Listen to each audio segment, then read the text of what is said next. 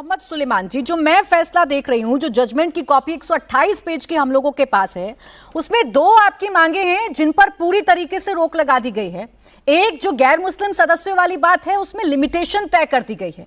यानी supreme court के अंदर जब ये कानून चैलेंज हुआ तो सुप्रीम कोर्ट ने तो ये बिल्कुल नहीं कहा कि ये कानून गलत है।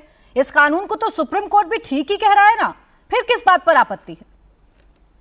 देखिए, जो बुनियादी आपत्ति थी वो भारत के संवैधानिक व्यवस्था पर कुठाराघात की आपत्ति थी कि भारत के एक बहुत बड़ा समूह मुस्लिम्स जो अपने माँ बाप बुजुर्गों की जमीन अल्लाह की रजा के लिए जरूरतमंदों के लिए वक्फ करता है, उसका मैनेजमेंट भी भारत के अनुच्छेद 26 के तहत वो करने का अधिकार, ये संवैधानिक अधिकार था। किसी की चैरिटी, किसी के दान पर नहीं मिला था।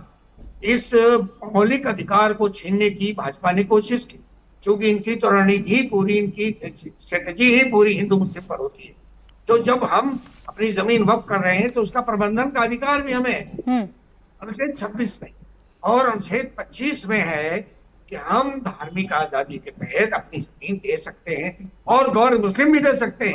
आप ये कहेंगे 5 साल तक हम देखेंगे कि ये मुस्लिम प्रैक्टिसिंग मुस्लिम है कि नहीं, मोदी जी तय करेंगे, अमित शाह जी तय करेंगे, मामून भागवत जी तय करेंगे ये मुस्लिम प्रैक्टिसिंग है या मुस्लिम नॉन प्रैक्टिसिंग है। अरे कोई देश का नागरिक अगर मुस्लिम समुदाय के बच्चों के लिए, अनाथों के लिए जमीन वक्फ करना चाहता है तो इसमें आप हिंदू मुस्लिम करेंगे। ये एक मौलिक भारतीय संविधान की रूह पर हमला था और इसको हमने इसीलिए संवैधानिक चैलेंज के तौर पर लिया। अन्य देश में इसके विरुद्ध शांतिपूर्ण आंदोलन चलाया, सुप्रीम कोर्ट गए।